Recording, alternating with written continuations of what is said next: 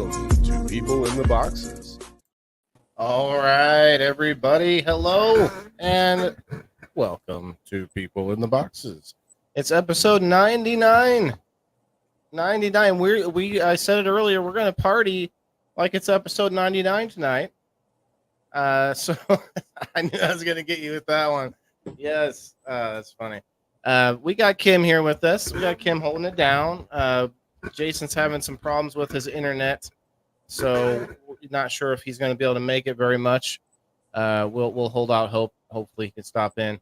Guys, it is awesome. It's at 8 o'clock Central Time. Kim, 8 o'clock Central Time on Thursday night. People in the Boxes. It is the show that I thought needed to be made. Really, it wasn't. It's not really about me, although I am the one trying to orchestrate it. This show is about us trying to share our experiences on common topics. Now we get off into the weeds, we get into opinions and all that and stuff, but you cannot argue with my experience on topics. And so tonight, that's no different. Tonight's topic is pretty near and dear to me, and I think a lot of us have probably had a situation or two like this where you had to speak in public. Now, you could say that we're speaking in public right now. I mean, there's 30 people hanging out right now. It's not the same. It is difficult. So I think we can speak to that too, Kim. What it takes to get up on the screen and talk to a bunch of people. It's different, but I don't think it's the same. It's not as difficult, I think, is getting up on a podium on a stage and talking to an auditorium full of people, or even on a smaller scale. If you had to talk up in front of like at a venue or something, whatever it is. So we're going to get into it. I have a few stories myself. I'm sure that Kim might have a few as well. And we got Kim with us, Kim Axtell with the Legit Bean Review Remastered. Go find it. Go join the group. Check it out. What's up, Kim? How are you? I'm good. Been Doing good. Busy week. Yeah. Well, you're. It's almost like you're busier now that you're not in school, right? Well, we just I know a lot of people. New Mexico, the state I live in, is a very rural state, and I know a lot of people. I have dabble in all kinds of stuff, so I know people all over the state. I know people at all walks of life, and we had two big fires that converged on a community that's not very far from where I live. Oh. And it's pretty devastating. So anyway, it's Ruidoso. They have a big horse racetrack there. So the fire started out 200 acres. The winds kicked up and it went from 200 acres to 1,200 acres in a matter of less than an hour. And they gave an emergency evacuation order about 7 o'clock Monday night to get the hell out right now. Don't grab anything, get out, because the fire was starting to consume parts of Ruidoso and they expected it to go into it. Blah, blah, blah, blah, blah. So anyway. Well, I mean, I hope everybody's okay. It sounds like, fires can be pretty deadly when they get that big, right?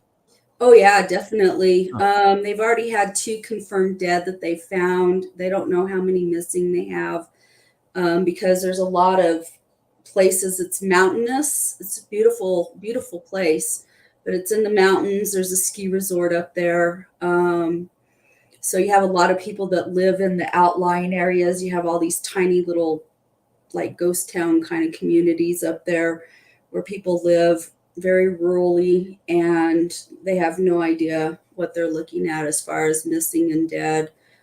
Wow. A lot of people are unaccounted for. People scattered. There was only one way out. The other ways were shut off. The community was basically surrounded by fire. And so my part in it was, I know a lot of people, so I'm a connector. So we worked on getting the horses out. There's a big horse racing venue there, Ruidoso Downs. So we had to work at getting 1,200 thoroughbreds out of there. And it was insane, the videos. seeing all those horse trailers, just these humongous horse trailers that trailer 20, 30 horses, whatever, Wow. just lined up, trailering horses out. It was a lot of work. It was a lot of coordination stuff, coordinating donations. Animal rescues came in from all over the state, pulling animals out. At least they it were was- allowed to do this. Yeah, Well, that gets us into a different conversation. So yeah, that is tragic, though. Hopefully they save as many as possible. Of course, prayers, yeah, Donna. Sure. yeah. Well, the big fear right now is the fire is not out. It's not contained. There's zero containment.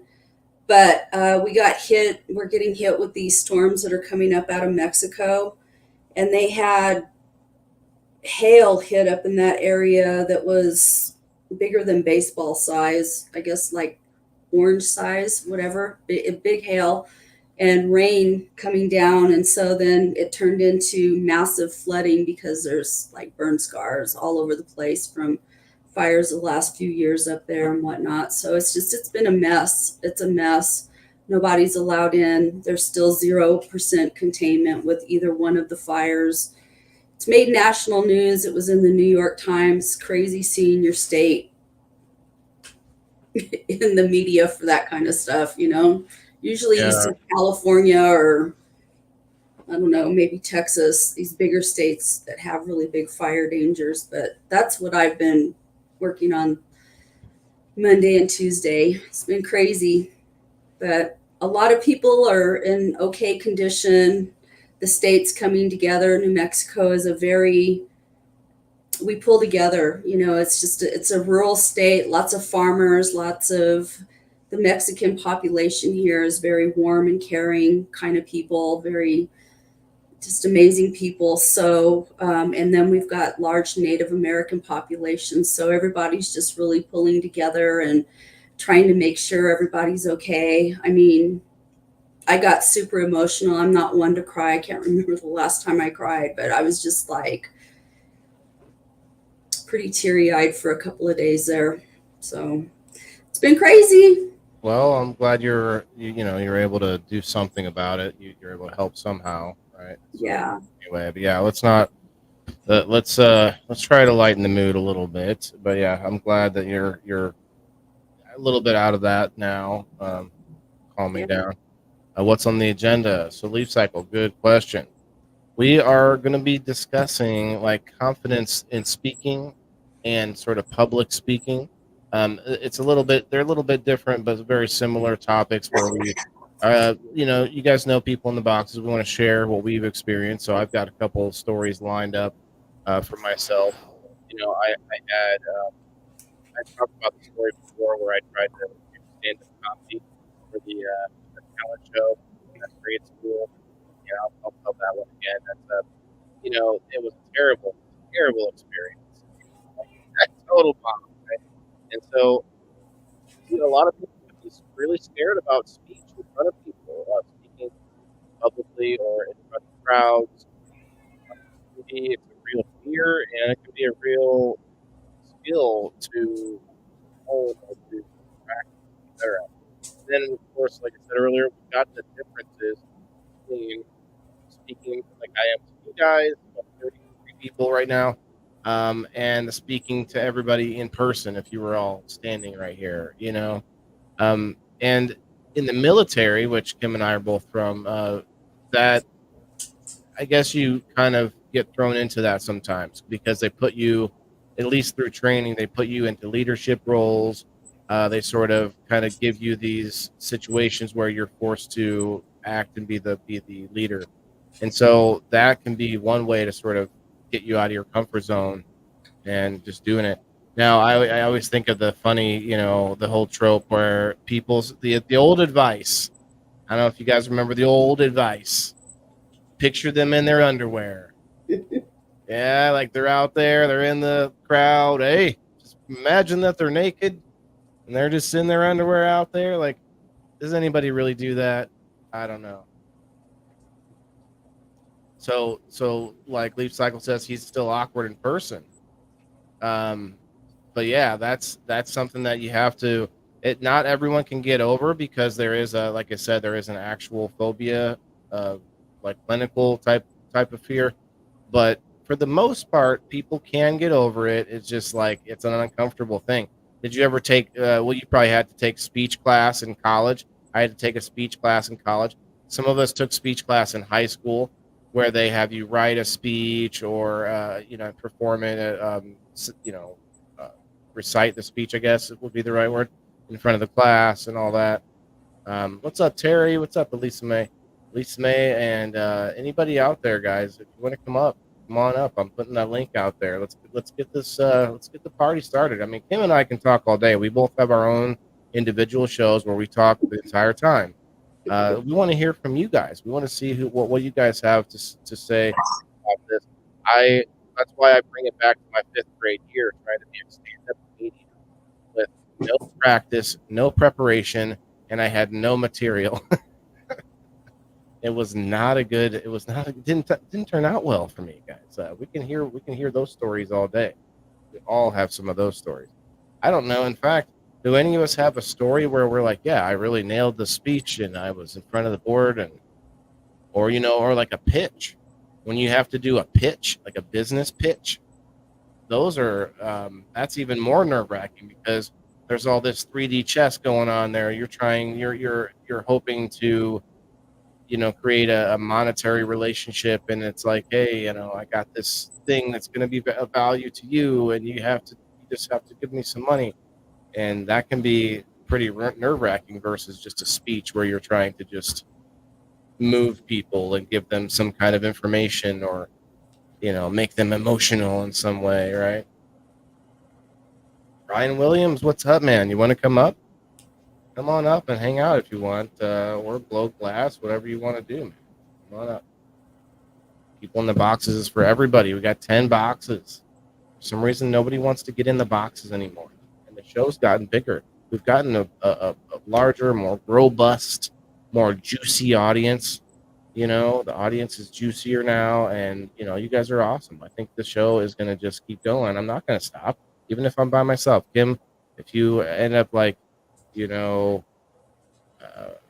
your internet goes down and you just can't come on the show will go on. I'm still going to come up. I'll ramble on for a while, maybe in a bit. Okay, please, no worries. Donna says, myself and my son have been in the hospital for 17 days now. Home was condemned. We were homeless. Time we came to the hospital, had pneumonia. Oh my gosh, Donna. Many prayers, Donna, for sure. Sounds like you've got a lot going on. Gypsies, tramps, and thieves. I'm not sure where that comes from there, Leaf Cycle, but is that what you're calling me? Come on, no. Oh, it's a song. Gotcha. Don't stone me. Well, how about I get stoned with you? And Jason doesn't get to see the new rig, but I'm going to do me a nice e-nail heat up. Super smooth and easy. It takes about, I don't know, about a minute and a half to get to the right temperature. It's not bad at all. Imagining the time that I take sitting here with a torch, like definitely not any different really on the time. We're going to do a little dabberoo on this relaxed episode tonight. Cheers, Chance. Cheers, brother. What do we got here, Chance? From Magic Cherry Tropicana. Magic Cherry Tropicana. It's sativa. I'm a sativa fan. Tonight I have a couple things. I have some live sugar. It's called Treats. And I found some that has CBGA. I did find some that has CBD as well. This other one must be the one. Let's see. CBDA. I don't know what the A. They have to add A to everything because it's not heated up yet.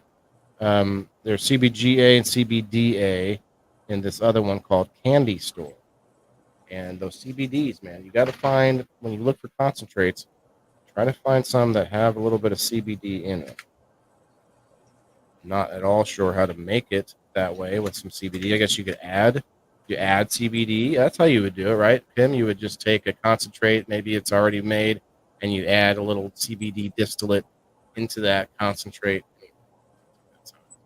And then, we could actually talk about the cannabis angle as well when it comes to public speaking. Some people get that really paranoid, like when they smoke, they use cannabis in any way, they cannot go to public. They can't go like talking to people at a store or whatever. Like, let me know, guys, in the comments. Are you someone who is able to get be medicated and go, not drive, but be at a store, go buy something, go, without being too weirded out? I don't get weirded out. Like, I don't know. I get stupid when I smoke. Like, I don't know. At I least can't talk. I said earlier, Jason is not. We're not sure if he's going to be making it or not. He has some internet problems or something. It's electricity and internet, or I forget how many problems, but there are some things going on, and he may not make it tonight. So maybe he wasn't confident to speak tonight. Is that it? Kidding, Jason. 18 awesome people in the house. Hit that like button, you guys, and you'll get on a wheel. Last week, Billy Barton won the game night ticket, and he ended up winning 2 prizes on game night. So it's worth it. My nose is itching. Who's talking about me right now? Kaja's here. Kaja, come on up. We need more friends and family up on the screen to discuss.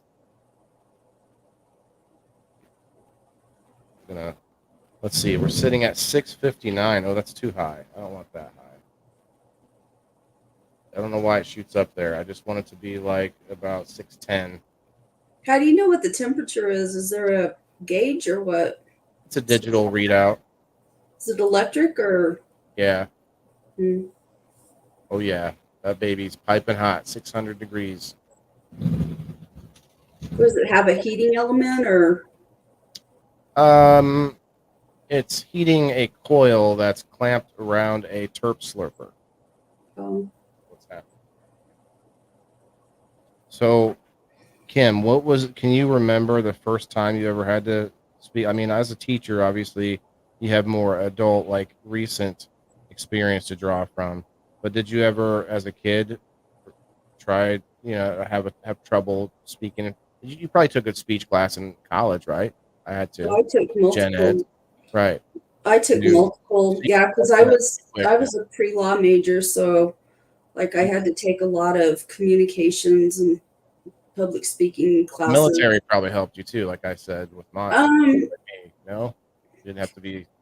My first experience of public speaking that I can remember was probably when I was in 7th grade, and we had to memorize and recite. Yeah, that's right, Diane. The Gettysburg Address, and I had part of it memorized, and it was really embarrassing because I only had part of it memorized.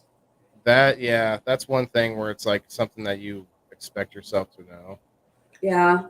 So I'm, from that experience, like I don't mind getting up in front of people and talking, but I don't like getting up in front of people and talking unless, if I don't know anything about the topic, then I won't talk a whole lot. I don't want to get up and talk.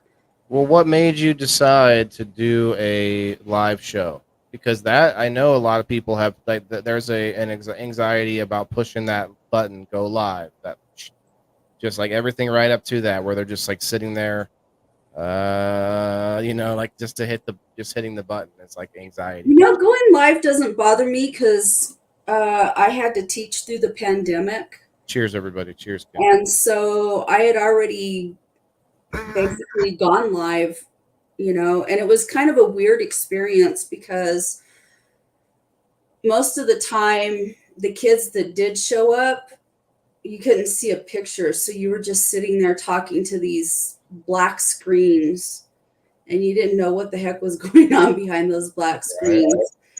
So, you just had to, as a teacher, one of the things about being a teacher is that you have to be good at filling dead space, because you can be up there teaching and you can have this really great lesson plan and great topic, and you can just have students that just bad days where kids don't want to talk, or they're in a different world or whatever, and there's just not a lot of interaction going on. So you have to be really adept at filling that dead space and asking a lot of questions and really kind of digging to get kids to interact with you.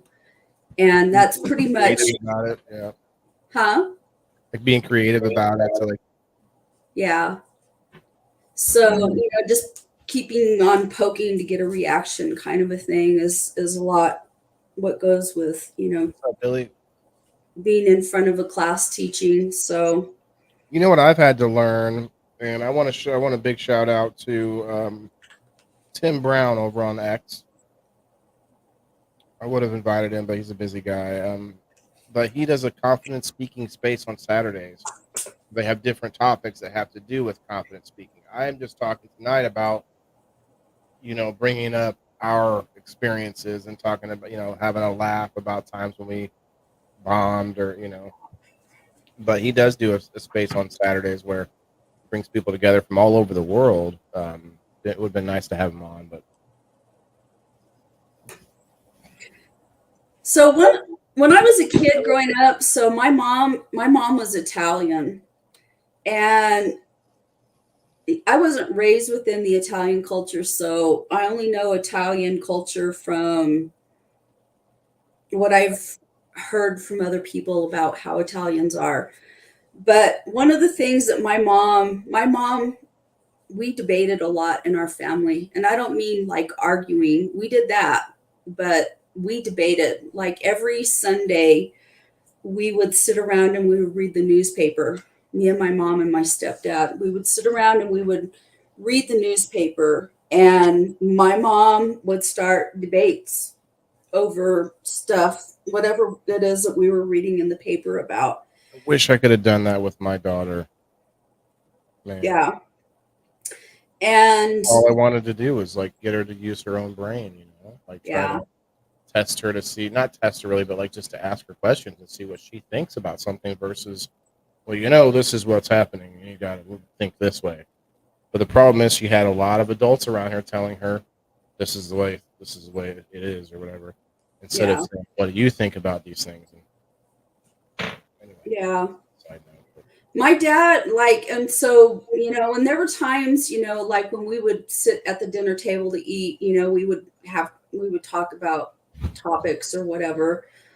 I just grew up in a family that was always forward thinking about stuff, and just willing to talk about stuff. I have a very, a family that's just proactive about a lot of things, a lot of lawyers and politicians and professors and executives and all that shit. Huh? They all business executives. They all live. How's it go? And they're all made out of ticky tacky, and they all look just the same. Okay. Little boxes on the hillside. Little boxes made of ticky tacky. You don't know that song? Oh, everyone in the audience that knows the song is going to just be singing it now. What the heck song is that? If is that you've never seen that, Death Punch deconstructed or what? No, it's not. No, none of your crazy Satanist death metal that you love. But it is a song that was from the intro on Weeds. Chuck Rock in the house. Chuck, come on up, man. Yeah, so don't be shy out there. Don't be unconfident to speak out there, guys. Come on up. Anybody out there who's never been on? Encouraged a lot by my mom, because the way that our family was to, to be vocal about stuff. So I don't know. I have a level of confidence about speaking. It was crazy because here I was when I went in the military. I was 19 when I went in, and I worked at the ATC NCO Academy, which was professional military education, and we were directly under a 4-star general. So we had like privileges that nobody You were else. spoiled, is what you're saying. We were spoiled. We worked hard, but we were spoiled. We had a lot of privileges, and we had a lot of high-ranking people that would attend the graduation ceremonies. Hey, we got And hey, Steve-O. Hey. And it was crazy because I was 19 years old, and I would be surrounded by these high-ranking people sitting there having conversations with them. And I'm just an airman basic when I started out with this. Like, I had no rank, but I'm standing here talking to colonels and generals and DOD personnel and whatnot. And it was crazy because I got these experiences. I was put on a Tiger team. I was part of the General's Council. They put me in charge of the dormitory. Here I am, nobody. Like, I had no rank, but I just had leadership qualities. And I just had, because I was in the right place at the right time or whatever, and just the right personality, circumstances, whatever, like, I just got these responsibilities, and I got to be part of things at a very young age. It was kind of weird, but it's thinking back about it, it's kind of cool, like, I just took it in stride like I do everything else. But I was talking to a friend of mine about a year ago that I went to high school with, and he told me that he'd always had a crush on me. I was like, okay. And he said, I just love your confidence. He said, you're one of the most confident people I've ever met. And he says, I just have always admired that about you. And I don't think of myself as particularly confident, but I'm not called a know-it-all. Oh yeah, all the time. But the thing is that if I open my mouth, I'm not going to open my mouth if I don't know what I'm talking about. Yeah, but open my mouth and I don't know what I'm talking about. It's to ask questions so that I can learn and understand. I always try to leave room for being wrong. Oh, I know. There's times when I'm wrong. I'm not saying I'm right about everything. Well, I'm also not wrong about everything either. So. Well, there is that. Listen, I remember when I was a little kid, I would tell my dad, "No, I have an invisible shield here, so your guy can't hurt my guy." I'm not right. Yeah, when I was younger, that's called denial. When I was younger, words never really hurt. But as I got older, and especially after I had my first heart attack, it was like I got soft. All of a sudden, I was like, "Oh man, words can hurt bad." I don't know. I went from one extreme to the other. I used to be live a whole different life. So that's true. I think that some people have they think that they're tough to words or whatever. They think that words don't bother them, but there's just the right words haven't been used on them yet. Like some people, everybody has their triggers. I think, Steve-O, you have a point about things, though, because if you're wounded some way, like, you can be a super confident person, be on top of the world, but if something happens that wounds you somehow, like emotionally, physically, whatever, it takes down your confidence. Like, it takes down that invincibility that you once had before. Yeah. And makes you aware that you are vulnerable. And I think that that really can, come into play there. I think that it gave me PTSD and of the entire day that it happened, and I think that when you really think that there's a real possibility that, you may just, that may be it, you think about a million things, and then that I think triggered a PTSD in me that to where I'm like, more worried about feelings now than I ever was in the past. Your feelings, my feelings, feelings. What's that? Even my boys said that I raised them kind of tough, to where I was like, don't cry, don't be a baby. And now I'm like, talk to me, come on, tell me your feelings. And they're like, Dad, I'm not like that, and it's like, shit, Yep.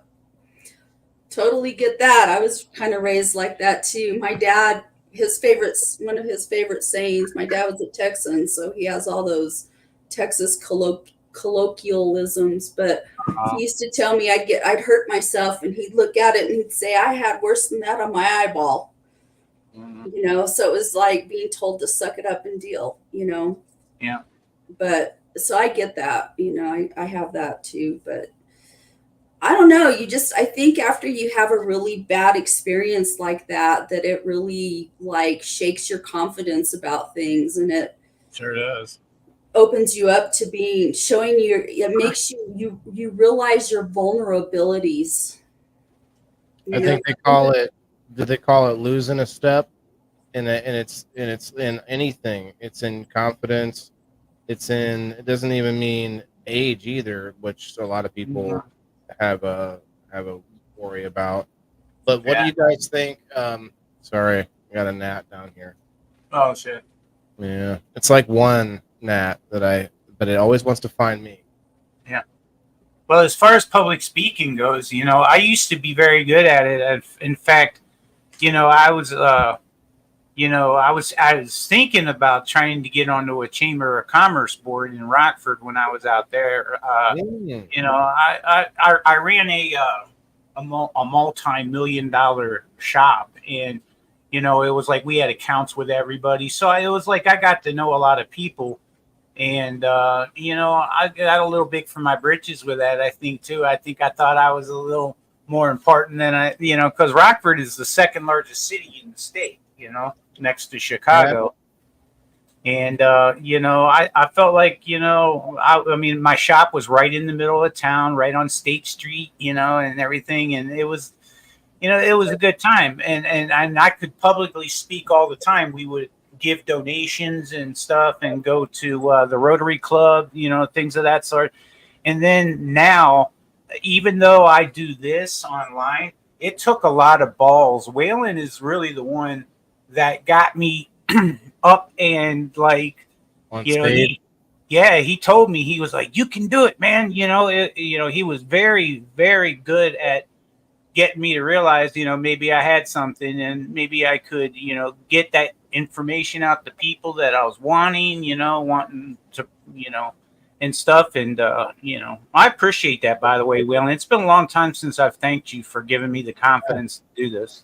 Was it hard to get up on live when you first started doing it? Oh yeah, I was in the comments for 6 months, and stuff, and I wasn't ever going live, and I started doing it with you, and I actually at first I got hooked on it. I started doing it so much, it was like 7 days a week, all day long, every day, and then I got to be, now I'm down to three days a week, and I feel like I get more good content out in a smaller amount of time. And it's just been better for me. My wife is not mad about it anymore. And, there's just all kinds of things that gave me the anxiety when it was time to go live. You said it earlier, Waylon, hitting that live button, man. Even still now, it's like you go to hit that live button and you're like, you got to take that deep breath and go, I got this. Am I right? Are you the same way? I go, lilu lila, lilu lula, lila la lu. And then I go, the Human Torch was denied a bank loan. The Human Torch was denied a bank loan. My God. Like, let's go. Nut. But no joke, though, saying some, like, I'm kidding, but I'm not kidding. I use tongue twisters in order to help, because I trip over my own tongue all the time. I've gotten better because I have been been doing this more, but helping myself like because I can tell I've gotten better because I'm better at saying tongue twisters. He sells seashells by the seashore. Yep. That's what he sells. Peter Piper picked a peck of pickled peppers. How many pecks of pickled peppers? Okay, I'm done. I tried to go to like when you do when you lift weights and you try to go like you do maxing out. I was trying to max out there. That wasn't happening. Hello, Margaret. I see you on the Rumble and the Ed. Hey, Margaret. Sounds more like you got maximum overload. That's what I'm saying. I trip over my own tongue, so I have to do. I have to work on that. It's something I have to do. Margaret's a super fan. She jumps around, just same with a few others that jump around on the other. They get into the wheel more too. I mean, they get on. Oh, that's right. Share wheel, yeah. You don't have to share, I guess, necessarily. Shares seem to not be a good thing anymore on Facebook.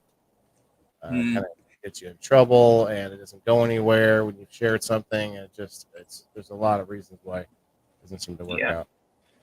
I get tagged all day, in everybody's lives, and it helps me to be aware that someone's lives sometimes that I didn't even know, didn't realize. I'm like, oh shit, and then so I don't mind being tagged myself. I think that I can either watch it or not. It's like, right. Oh, I'm busy, I can't right now, or I'll do it. Yeah. So it doesn't bother me. It doesn't bother me to be tagged either. Well, it's like look through and ignore whatever. Yeah. When Kasia said that going live on the phone has helped her in person, talk to people in person, I can totally see that. But it's very different. I mean, like, but hey, so I had a question earlier that I didn't get back to. Hey, speak of Jason. Hey, Jason. What's going on, guys? Let me see. Yoda pipe arrived. It has. You what? Yoda pipe arrived the other day. You're fucking shitting me. Yeah. I thought you had a Yoda like a year ago. Pipe. Didn't you have another Yoda pipe? Was it you or was it somebody else? No, that's the only one I've got now. I just got fucking shitting me, Steve-O. Was it from was that from like last year? It was I forever. got lost in the mail. Yeah. That was from a game night or something. I think it was game night. Yeah, I think I I wanted think it was from a game night. Connect 4, I think, is what it was, I think. Was there anything else in there? Yeah, there was a this thing right here, this little dab straw. Oh snap! Yeah, it's a grape flavored Randy's, and it doesn't really taste like grapes, but it's nice and handy to sit here and when I leave my tray in the other room, I leave this in here, and I'm like, oh, and it's a flower bowl too. I can see how you flip it around. Yeah. Wait, what? Yep, you flip it around and you can pack flour in the other end. Yep. If I take this grape thing out, Yep. Wait, is that electronics, Steve-O? No. You just heat it up with your torch. Oh, it's like a straw. Glass straw. Oh, okay. Interesting. Yeah. Better late than never. Hey man, I was excited. It wasn't even on my informed delivery or anything. It just showed up out of nowhere. I was like, okay, hell yeah. How long have you been waiting for it? It's been over a year. It had to have been. It's been rankling. What's the address on there? For a year. Do you have the package? That's crazy. Not anymore. I was going to check the date the other day, but no. Either the date or the address, because I've moved twice since then. Oh, so, that's right. Yeah, I've moved twice since then, so you can check the address too. I think you moved at least twice, maybe 3 to 4 times. It might have been more than that. Well, anyway, thanks for the pipe, man. Yeah, I hope you enjoy it, brother. I won't use it. It's too cool to use. Good piece. Be a cool necklace. Baby Yoda. Yeah. You could use it at the Herbal Roots. Oh, that's a good point. I could do that. Yeah. Yeah, I got the Jeep all fixed up, ready to go, man. I'm excited. Diane, I don't know which one yours was. Was yours the nutrients? Somebody, I think it was you that won a whole case of nutrients. Oh, that's right. And the USPS was like, hey. It's like, well. Mm-hmm. Billy's looking for a 3-hole hash pipe. It's probably some innuendo. Don't trust it. Don't trust it. I got mine from Quality Glass is where I got mine from. A 3-hole hash pipe. 3-hole hash pipe. So yeah, like it's like a bowl that looks like a regular smoke bowl, but it just has 3 holes in it for smoking hash, right? Mm-hmm. Yeah, those are pretty good. So, I gave Billy some shit yesterday, or was it? That was Tuesday. I was doing a review on the this Moss Avenue sale. I was like, what are we flea marketing? Like, this is not a flea market. And then later I'm like, I mean, it's like a flea market. There's a lot of different booths with a lot of different stuff. I take it you don't have an air conditioner, do you, Jason? Our power is coming out, going on, going out, going on, and we got a window shaker air conditioner, but it's in one room, and I have a 5-bedroom house. So this house is that one room is cold, and that's it. So is the old wiring, or is there a storm happening? What's going on? Yeah, it's storming bad. Detroit got flooded today. There's people going down the road in canoes and kayaks and shit. It was funny ass fucking videos. Yeah. Funny videos. But we hit like 93 or 94 degrees today, and it's just fucking hot. Damn. Yeah, you guys got that heat dome that we had last week. The heat, humidity, it's just nasty. Yeah, I bet. We didn't have the humidity, thank God. If we'd have had humidity at 110 degrees, God, I don't even know what the heat index probably would have been like 120, 130. Oh shit. Well, let's but we got Lisa May in the house. Well, let's get Jason's opinion on the topic, I guess, before he's got to boop on out or melt away. Hi, Lisa. Hi. So Jason, have you ever spoken in front of a large crowd? Yeah. Yep. I guess, what do you consider large? My graduating class was 350 people, and I spoke in front of them. I spoke in Chicago during, there was a thing in Chicago that I did for McDonald's, so probably 400 or 500 people there. Spoke a lot in church. I went to a very large church when I was younger and was youth group leader and all of that, so I spoke in front of people at church. At the Breslin Center, the Jack Breslin Center in Lansing, where Michigan State is at. There was an event called Acquire the Fire. Probably 500, 600, 700 people there. It depends on what you consider a large event. Well, that sounds big to me. All of those, bro. Yeah. So but then again, when you come to these groups, some of these groups have like Happy Hippie Head Shop. They're at 24,000 members. We go live in that group all the time. That's at any point in time, 24,000 people could see that I'm sitting on my back porch with a cooler sitting right here and blankets sitting right here, and it's dirty as fuck. Right now we're live. There. So talking in front of groups, I've been going live on camera here for 5 years now.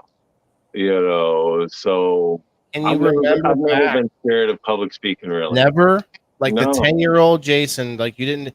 So I told you the story the one time about me trying to be a stand-up comedian in like 5th grade, right? Where I just bombed. Well, I was confident up there. Like, so I guess I should give myself some credit. I was confident up there. I just had nothing to offer the people. But I've always been a salesman. I've always been a salesman and always been a hustler, so I've always been able to talk to people. Well, okay, but You so give know, us some ideas of what you do. Do you On the like griff. picture them in the underwear? what's that? You picture them in their underwear? What's You the, know, what's your it depends on the crowd. Because with certain crowds, I want to be compassionate to other people's feelings. I want to I want to do that. There's other crowds that I don't give a fuck.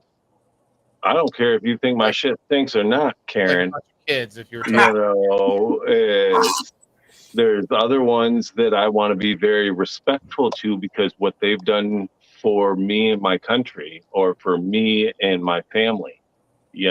So it depends on the groups that I'm talking to. But I mean, my first job was a paper boy. I was fucking 7 years old delivering paper. So then Whoa, we how are didn't have an app that collected the money. We had to go door to 7? door and collect the money at 7 years old. As a Boy Scout we had to be and as a 12 troop to do that. leader at that, you had to be confident. You had to have that presentation. And even going in the further with debate class and acting, stuff like that. So no, Speech talking class. in public really didn't. It wasn't an issue for me. I always just, I was that one that ran my mouth. It was, Do you have a favorite speech? Do you have a time where you remember the crowd just loved it? They went wild. Ah, we love you, and everyone threw their jock straps up on screen, up on stage, or whatever.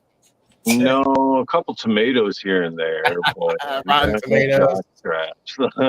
or panties. I just thought I'd go the other way with it. Just um, kidding. Anyway, I did no, not put any you on the spot. significant time. No, nothing really major stood out. Just You spoke about some important things. I mean, yeah, talking to people about the trying to advocate for cannabis and such. yeah. I've definitely spoke a lot on cannabis. I've spoke a lot on religion. Spoke a lot on mental health. Mental health is my big one. And that's what I push locally too is mental health. So you're Like saying you don't there. get nervous then either? I don't think so. No. So I got nervous, and I talked about it not too long ago. I got nervous on X. It was an audio only space, but I looked at the people that were on the quote stage as I was trying to. I had my hand raised in order to get up to talk, and there were people like some Congress people, and all these like people with several 100,000 followers and such.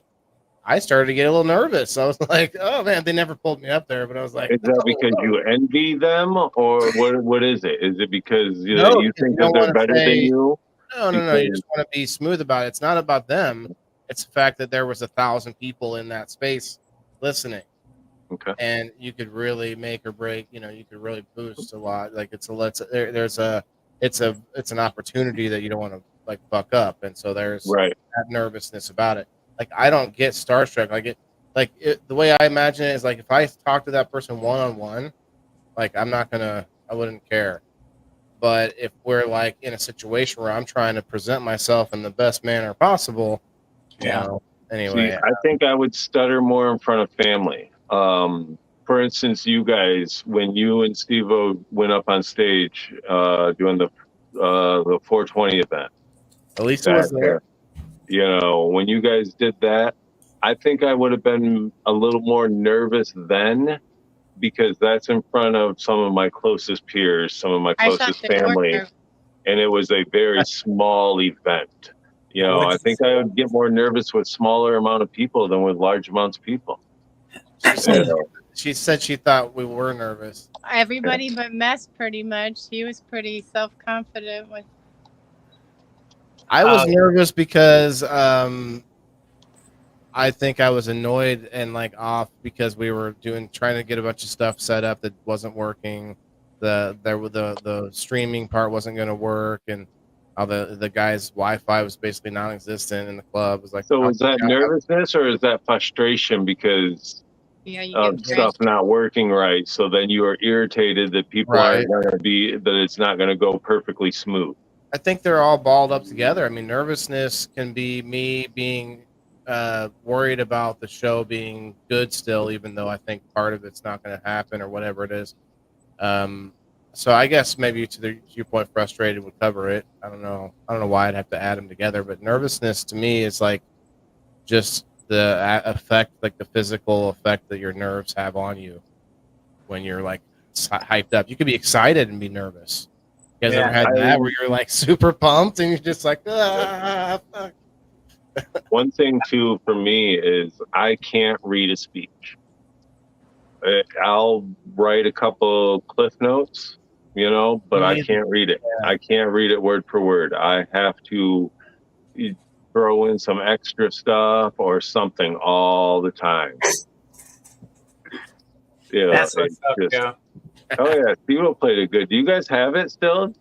Is it floating around anywhere? It was like, I don't even think it was barely audible. Yeah, well, Kasia has a good recording of it. She sat in front. Yeah, she's got a pretty good recording of most of it.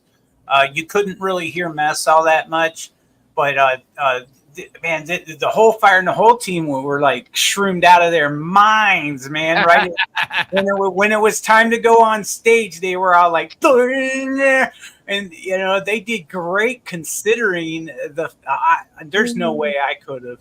I was nervous until it was time. And then all of a sudden, I just looked out and I saw everybody, and I'm like, man, ain't nobody going to give me no shit. I'll just try to be funny. And I did the best I could, Yeah, you were funny. I felt awkward because I really wanted to. I had this this fantasy of it being just like our show, talking about whatever sustainability, but in person, or people in the boxes in person. But it was never going to be like that. It's just like you gotta like set up material for an in-person type audience. It's a different thing. Yeah. I think a lot of it comes from the way you're grown up, the way you grow up, the way you're raised. The type of entertainment you take in. I think that if you are a very outgoing and outspoken child, you're going to be a very outgoing and outspoken person. But don't you think you can get over that and become outspoken as a person that's shy? 100%. Is kind of shy. 100%. And I'm nervous, and I get butterflies all the time. Yep. I only had to give like one speech in college, and that was on the topic I chose to be a CNA. You had to pick one disease or something. Mm. How did you get an A? No, it was probably a B or something. The speech was the hardest part. I don't like talking in front of people, and I do get nervous. I'm nervous about going to this concert on Saturday. Now, did you guys take debate in high school or a gen ed class? And they talked to us about how everybody's scared to talk in front of people, and they told us to imagine we were somewhere else and that you're talking to yourself. And everybody's naked.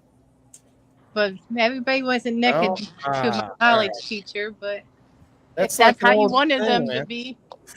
I guess, like, I don't know what that was, if that was ever real. Do you think that was ever really a thing that people... I think it might have been real until it got to the point where teachers and students couldn't say that to each other anymore.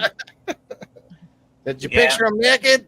I did, but it was so distracting. What about the children? They said more like a beach or something, calm and relaxing, so you're relaxed. That sounds right, yeah. All I say is, you know what? They're not up here doing it. Mm-hmm. I mean, seriously. If they wanted to be up here doing it, be my guest. If you can do a better job, let's go. Yeah, you really put yourself out there doing live streams for hundreds of people. I mean, you talk about potential with the hippies. I mean, shit, with GrowFan, we got nearly 1 million followers on there. Yeah. And so there's a possibility of 1% of those people being there at once. I freeze up. I remember one time I didn't know, but I had over 800 people in my live. And if I would have known that, I would have really took advantage of it, believe me. But at the same time, I might have froze up if I would have known it. You never know. I mean, that's a lot of people, man. Well, I was going to bring up Chris Fisher and you too, where you both had like suddenly, like he had on Facebook, it jumped up to 600 one night. Yeah. Not too long ago. And Steve-O had a couple times like on the Rumble, and it's like that it's like, yes, I don't think it would make me nervous if I knew that was where it was at. But when it happens all of a sudden, you need something out of your pocket now. You need to pull something right out of the holster and make it entertaining, like quickly, no matter what you're doing. And being able to shift gears like that, that's something you're good at, though, Waylon. You're very good at communicating in that way. And, cheers to that. hosting, there's something to be said about being a host as well. It's different than just streaming. Being a host of a show, you have to there's a lot of moving parts and a lot of things in order to keep the show entertaining. Like cutting me off right now while I'm rambling is probably like a good idea. Actually, you brought in a good point though, because there's a difference between hosts and co-hosts. That co-host is there to keep everything on track, to keep it going. That co-host can ramble on whatever, why that host is taking his hit and slacking and not doing anything else. Yeah, so you got to be able to work off of each other and fill in those gaps, and that type of thing. And I get what you're saying, because I've said it ever since me and Waylon ever got together that he does the work of the show. I mean, he does all, for sure. I as a co-host, I more or less just try to compliment what we're doing, and try to make it interesting and get involved. You hold your part of the show too. Sure. Yep, the certified segment. That's what it started out as. You got to remember that some of us, we've been doing it a long time, and each one of us have our own individual show, but it's much better when we got all of us up on screen, at least in my opinion. When I have somebody else to talk to truly up on screen instead of just in the comments, it makes that show that much better, that much more interacting, that much more interesting. Well, and I always, the Indoor Farmer Show was never supposed to be about just what I'm growing. Like I used to go to friends like gardens and go to like botanical gardens and go to places where I could show off other people's grows. And so I always wanted someone like Steve-O to have on to show off what he's got growing and what he's found and stuff like that. So it's important to have more than just here's what I got, here's what I did. Same thing with this show. It's important to have more perspectives. And so let me ask you this, Jason, or anyone really. What is there anybody out there? Is there any person in the world? I'll give you alive or dead that you would be nervous to talk to.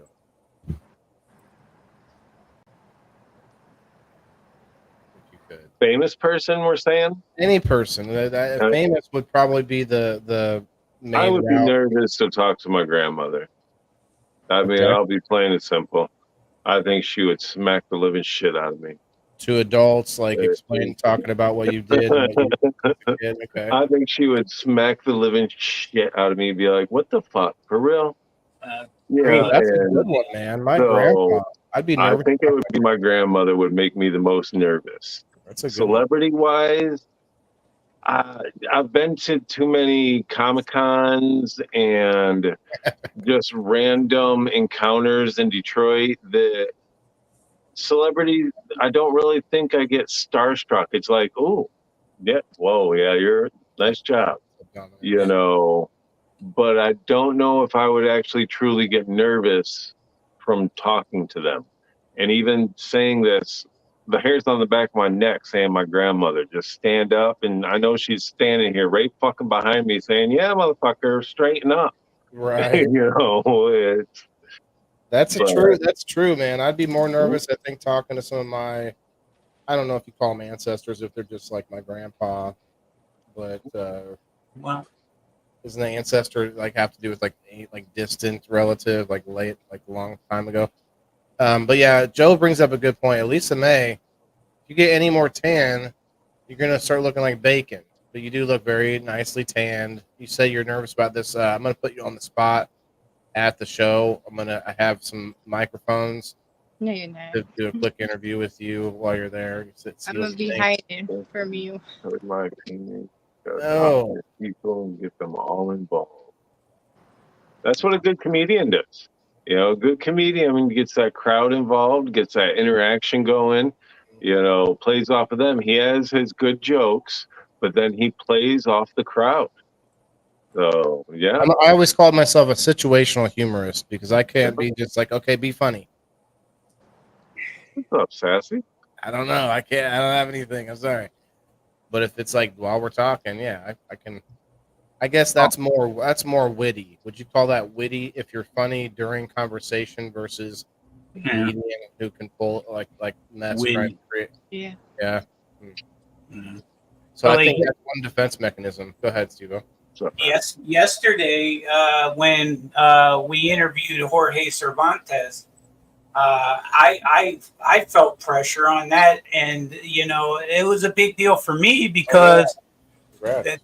that dude, man, he's he's a living legend. You know, he's one of the originals. You know, and probably amongst growers our age, you know, one of the most famous of all. You know, him and Kyle Cushman and guys like that roll off the tip of your tongue. And to have your book called the Grower's Bible is, you know, a pretty big deal. That's what people refer to it. That's not the name of the book, you know. And I thought it was a big deal, you know, to me because it was the biggest interview I've ever done, for sure. And I think it just sets the stage for even bigger and better ones, you know. And I got a little bit when I met him before the show, I got a little tongue tied because I kept trying to find a way to ask him to do a promo for me, and then I found out that they cost money. That guys like him don't do promos for free. You know, Right. he's not going to say stay certified, you know, without getting some certification. You know what I'm saying? He wanted some cheddar. So, you know, it's like, You gotta trick them into saying it. Like, yeah, I'm sure you couldn't say this. I'm sure. yeah, right. Oh, I could this like this.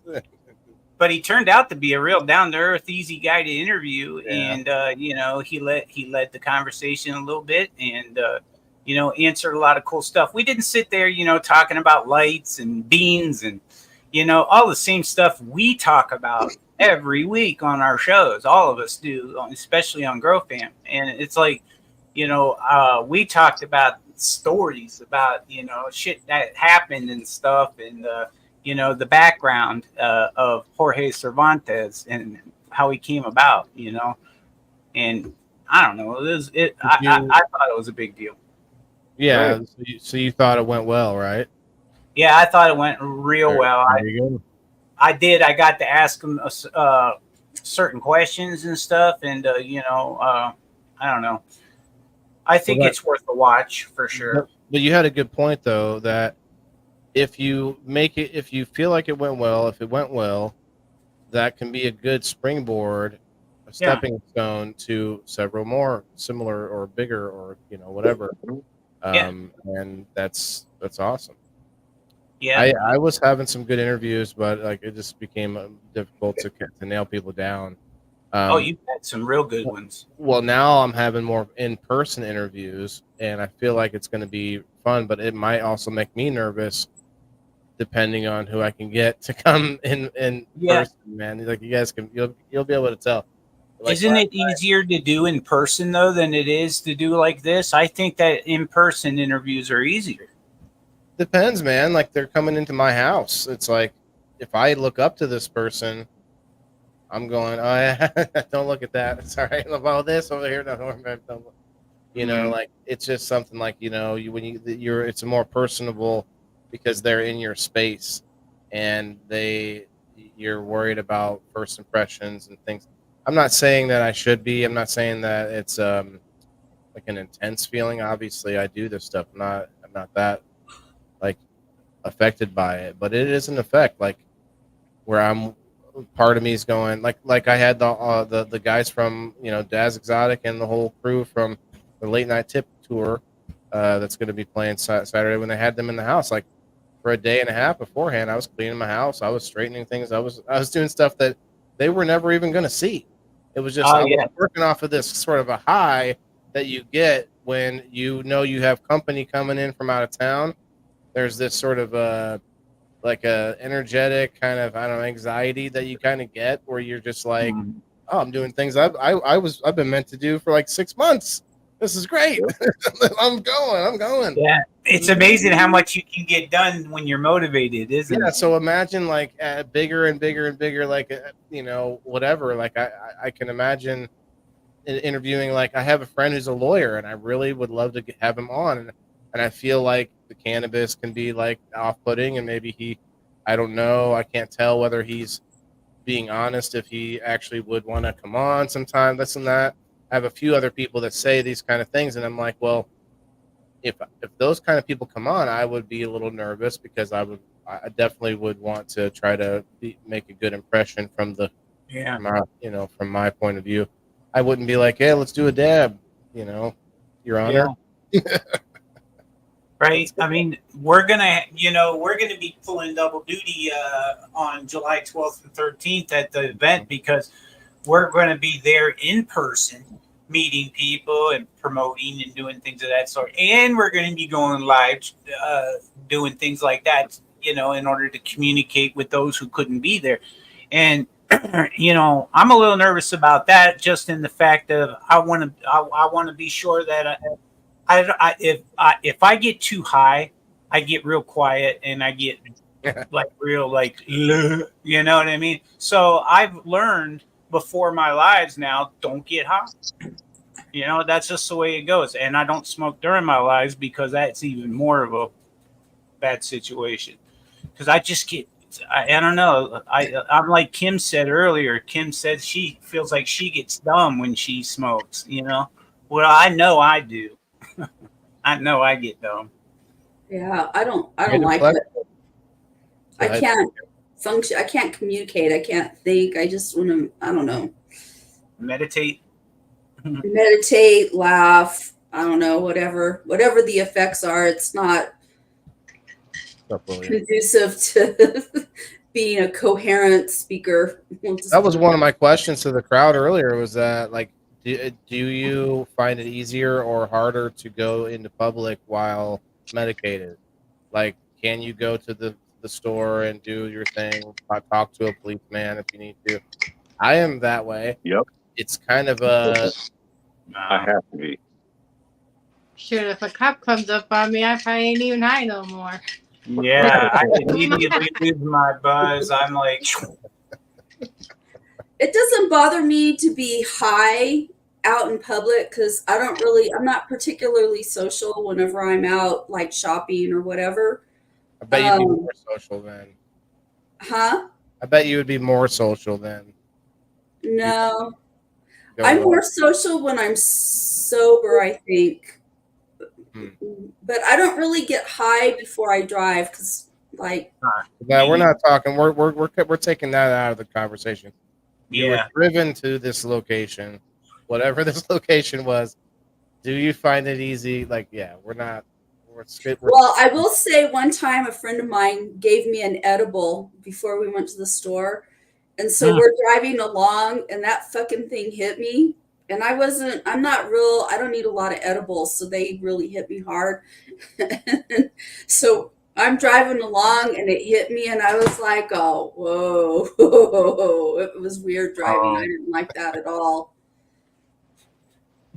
So speaking of driving and back to the topic, I felt anxiety. I'm going to read Alan's comment in a second, but when I overseas, when we had, you got to the point where you were tested out as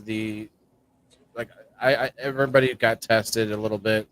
Different drivers got the chance to drive as the lead gun truck in the convoy, which then had convoy of other trucks with tankers of about 7,500 gallons of jet fuel in each one of these. And so every few trucks, you would have another, what we called a gun truck, which was just a truck with different guns, different mounted and like turret mounted guns and different types of guns, larger, more more security basically. And so I had to, getting into the front gun truck as the driver, I had to then be radioing back to the entire convoy. So this is like, I don't even have a number of people, but it, you're talking 30 vehicles, a couple, 2 or 3 people in each vehicle. And so that's a little like it was a rush. Not gonna lie, like it wasn't like I wasn't nervous as like, oh, I can't do this, but it's a rush, because you're just like, and I'm not talking, I'm not rambling like I am now. You're just throwing like quick, decisive, like, things like you have this coming up or that's going on, about to take this route, changing route, whatever, and all this stuff. And it's like, it's funny because when you get up front, like you don't sometimes don't see what's coming forward. And like one time we hit this, we were in a highway, it was daytime, and you have like the Mirage and going on the highway about 60 whatever 70 miles an hour, and we hit this piece of the entire interstate that was just cut out. It wasn't blown apart, it was just cut out. And so the entire gun truck drops, about 3 feet off of the highway, and then back up on the other side. Yeah, it was a good 2 or 3 feet. You're going talking 60, about 70 miles an hour? Yeah, you're talking about like tractor size tires, and we went down and back up.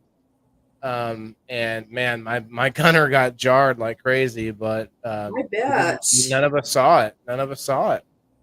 It was like right at the crest of a hill as you're looking at the like sun and everything. Anyway, that was a side note, but the point is, like, I had to be able to see things like that and call it back. And so that's, talk about being able to speak in front of people that their life is in your hands, kind of thing. Like, okay, if you see maybe an ambush or whatever it is, you had to be quick about it. But anyway, it was fun.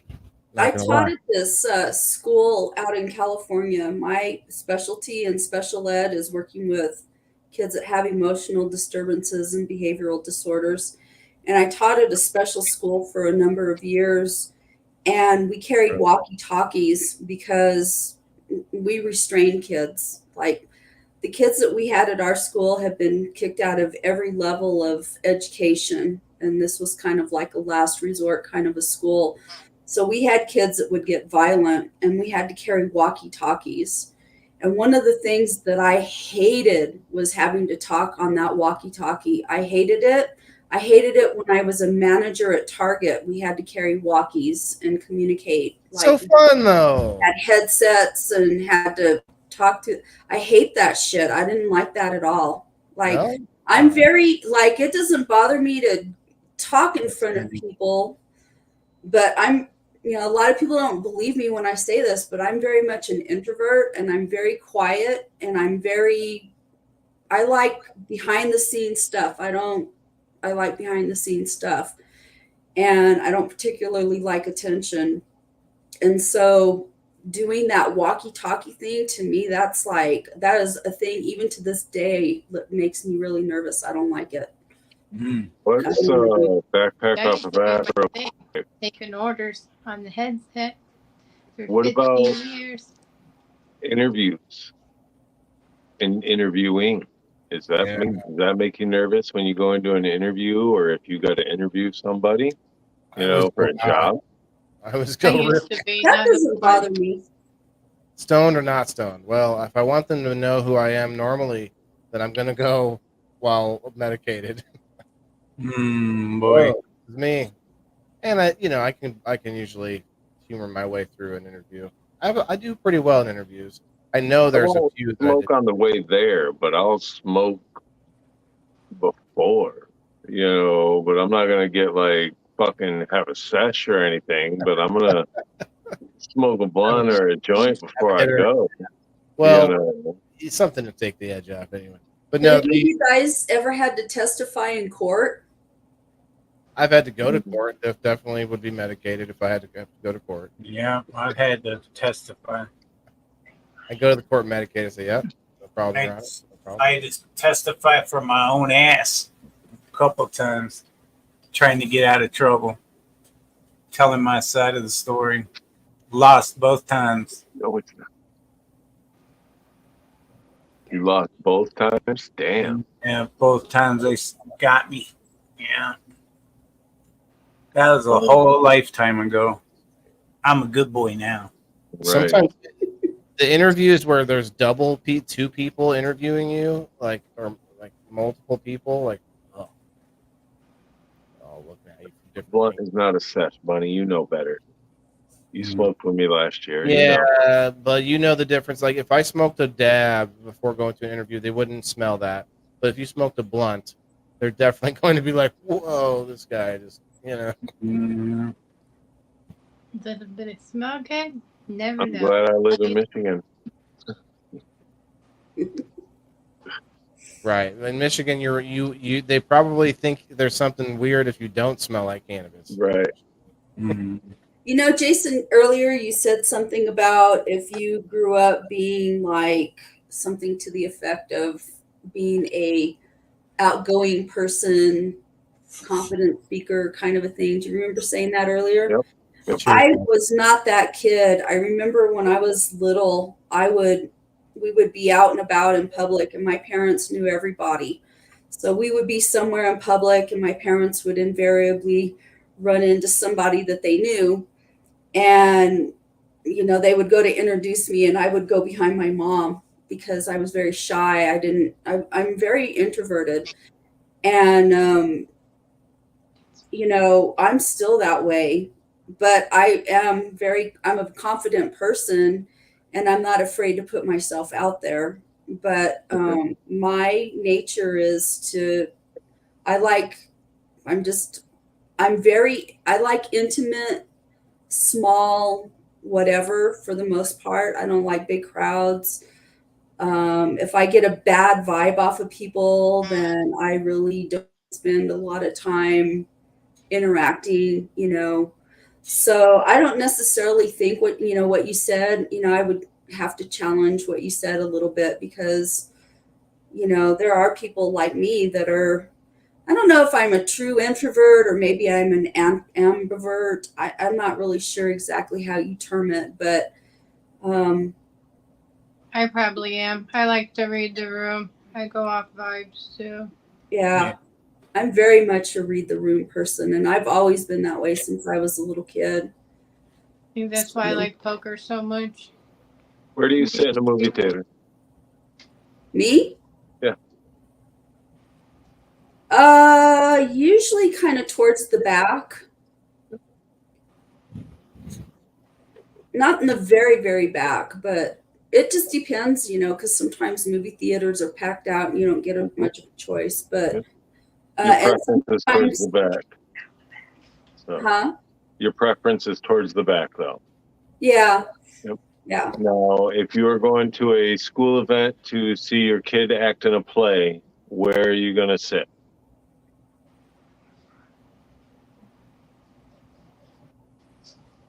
Probably right in the middle. Middle? Okay. Yeah. Interesting. I don't like being like down in the front because. But not up front where all these people behind you can see you. It's not so much that. It's more because, like, my son played a lot of sports. Okay. And so, like, you know, if you sit too close to the front, you're going to get hit by a ball or bodies or something like that. See, I don't like that. Necessarily going to be able to see what's going on either. Mm-hmm. I like a little bit of perspective. Okay. So, but yeah. Night, Jess. Good night, Jess. Good night. Good night, Jess. Diane says towards the back always. I don't like people sitting behind me.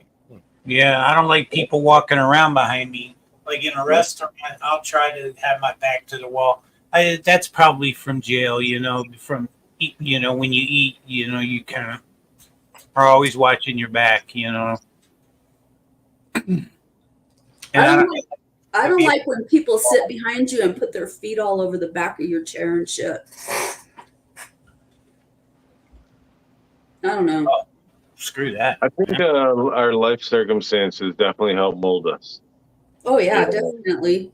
definitely helped mold us. And even at a younger age, if we felt confident talking and then somebody made fun of us, because bullying is real. Bullying has become a major issue still nowadays. It's even real in adults. That could definitely cause an issue to how we feel about speaking now.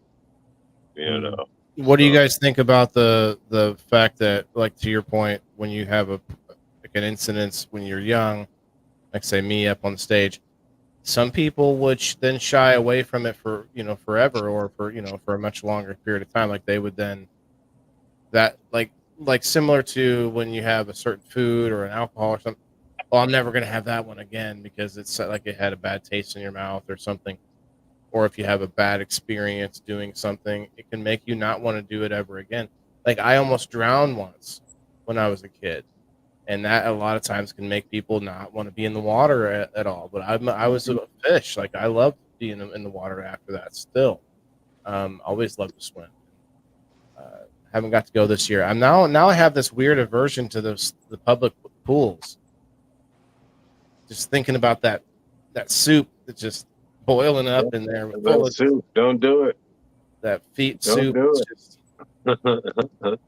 Yeah, I got to go at my son's apartment complex. They got a big pool for only a few people, and I could tell how clear it was.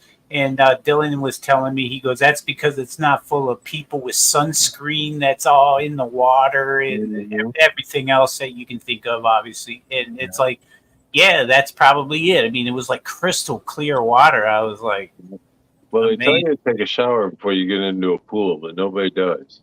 Nobody does. Yeah. Well, even then, you're still gonna sweat, like out there in the sun.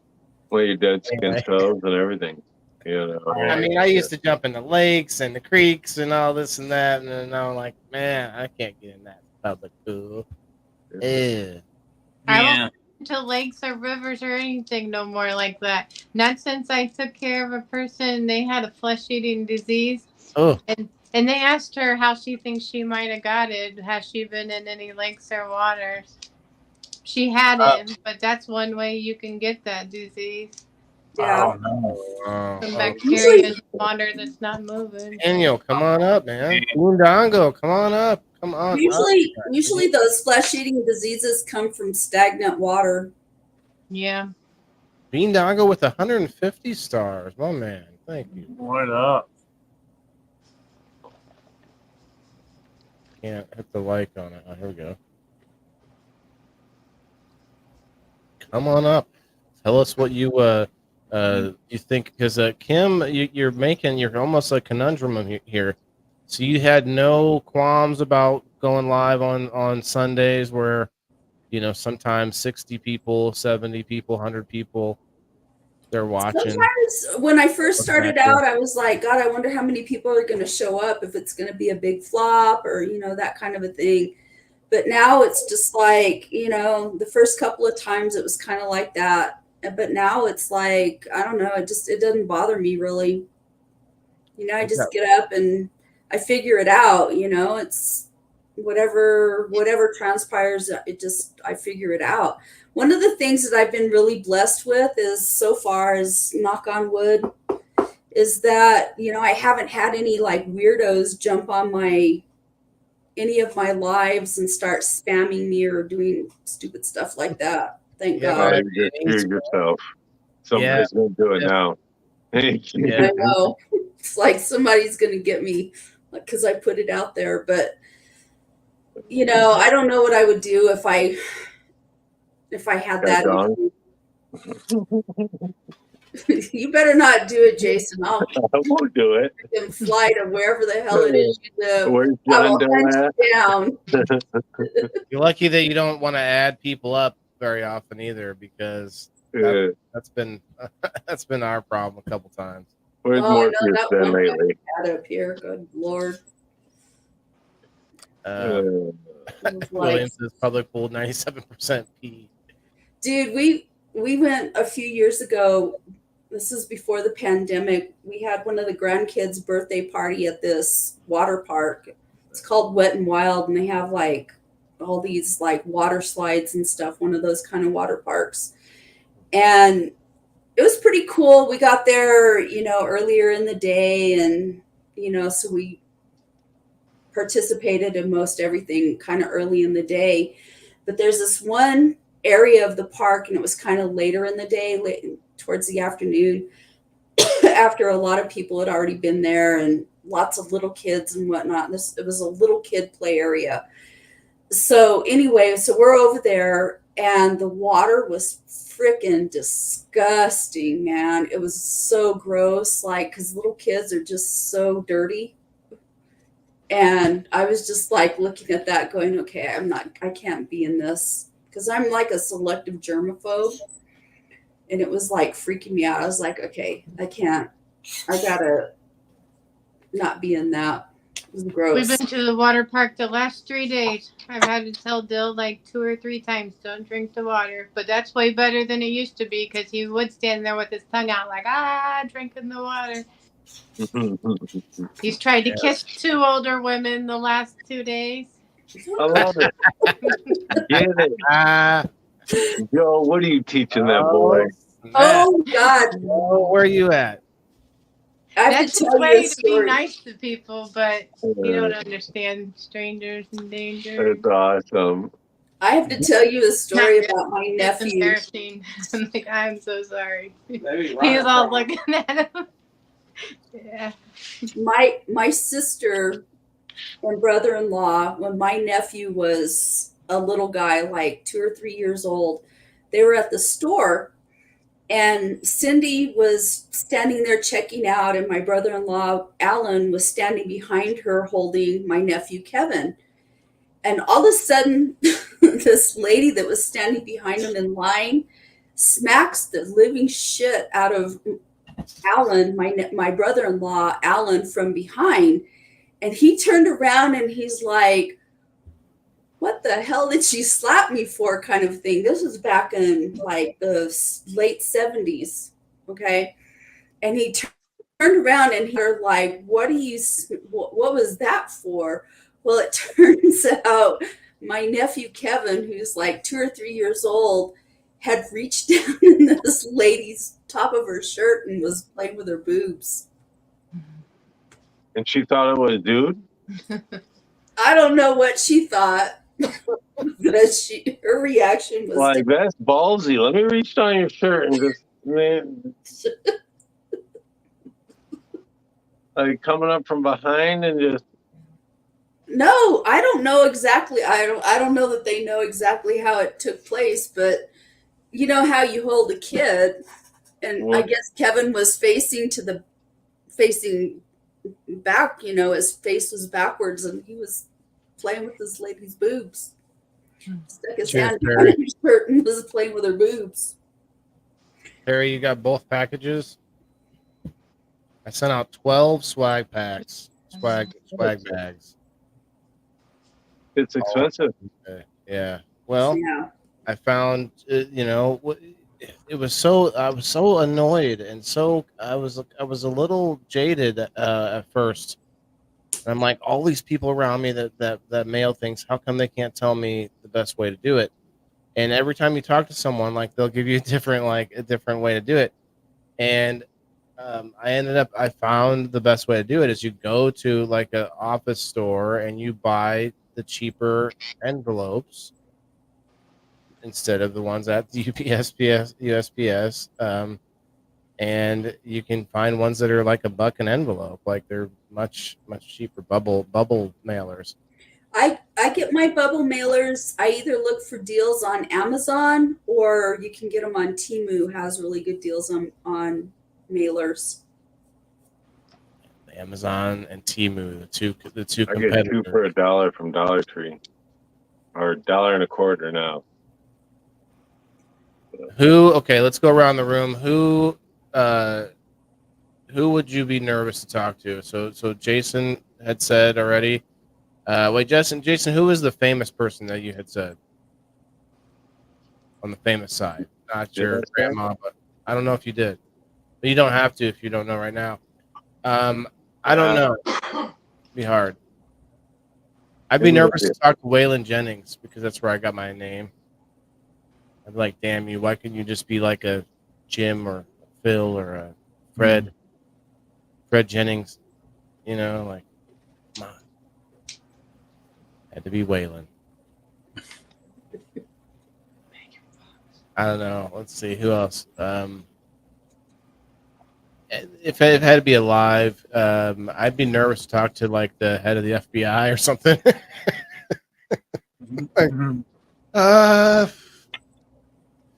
I didn't do Joe anything. said Megan Fox. He'd be nervous to talk to her. Who? Megan Fox. Megan Fox. Like, are you? So, are you gonna do another Transformers movie? I got him. I heard that from here. Yes, that's good stuff. I thought she was good in the first trailer with the Shia LaBeouf, LaBeouf, or whatever his name is. Rose says Kim has cute mailers. Okay. They have butterflies because my spirit name is Butterfly. Diane says she would love to talk to Waylon Jennings. Wouldn't that be cool? Or like Willie Nelson, you know? But like I feel like I wouldn't be nervous to talk to. I might not be nervous to talk to Waylon Jennings either. I just thought it would be funny because I'd be like, you know what? My mom named me after you. Have you ever talked to are you my daddy? Waylon suits you. All right, fine. But what about my middle name, James? I could go to James. I could use that. People go with their middle name sometimes. My first name has made me, my confidence has been difficult through my life as a kid with the first name Waylon. Explaining that to friends and kids, where like it was not a normal name back then. Now it's a much more used name. I would just tell people I wouldn't quit crying, so my mom said, Waylon, shut the fuck up. But Waylon. I think that's true. I think Waylon is a common name in certain regions of the United States. Well, in the South, maybe that's where it's a Southern name. Look like a young Kenny Rogers, or like a Kenny Chesney. If I shave my beard, I look like a Kenny Chesney. You look like a Waylon the indoor farmer. Stick to your day job. I created my day job. It's actually a night job. We're doing it now. Actually, I need to move to the wheel real quick. We're getting close to that too. Joe said he would be scared to talk to Bill Gates. Okay. Yeah. Scared he would stab him with the vaccine. Yeah, I'd be scared to talk to anybody with sufficient power, like celebrityisms. I'm not so worried about, but somebody that has like some reason to like. You want the link, Waylon? Oh, I'm talking to like Twisted. What's up, bro? The people that make me nervous to talk to are either people that are authoritative, like some kind of authority kind of a thing, or huh? Are you saying police officer, detective, like that authority? No, not like that. More like authoritative, like higher level authoritative. Okay. You know, like I don't even know. You're a teacher, so your administrative staff, like the people that, like your administrative building, like. Well, for example, I went to a conference last fall at the state level, and the highest authority in the state is the PED, the Public Education Department. And I wanted to have a conversation with the lady that's in charge of special ed. She had just been newly hired. And so I was very, very cognizant. There was some information that I wanted to parlay to her, kind of more of an advocacy kind of a thing. And so I wanted to make sure that my message was right. and that I didn't waste her time, and I didn't want her to think that I was an idiot. And so, in circumstances like that, it makes me very nervous to talk to people. And it's usually people it's more of an intimidation thing. Like I know what my strengths and weaknesses are. And I'm highly educated, so I can hold my own for the most part, but there's people that are more educated than I am, more experienced than I am, in certain things. And so that's kind of it's an intimidation thing. That's having those kind of conversations with people at that level is a little more intimidating because I don't necessarily operate at that level. So I don't have necessarily the global thinking that they may have. And so, do I intimidate you, Kim? Huh? Do I intimidate you, Kim? No. What? No. What? Why would you intimidate me? The more educated you are, the easier conversation comes too. The more you know.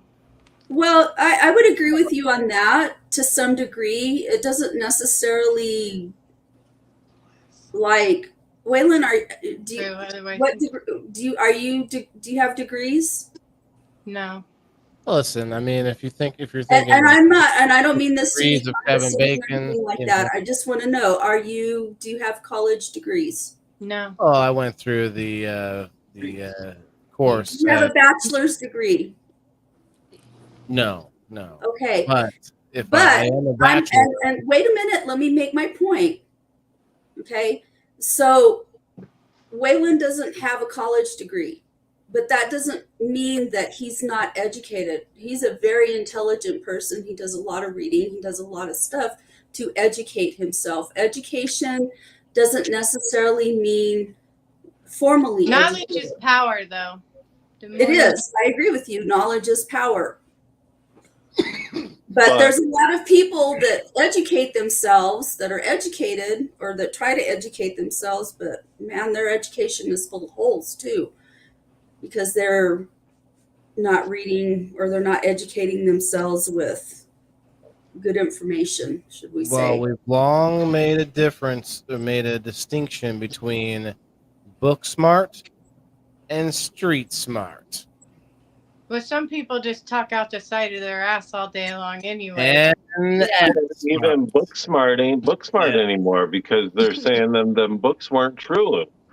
Half our history books that we learned back in school, they don't have anymore. They destroyed them. Oh, this wasn't part of history. We're taking this out. We're taking this out.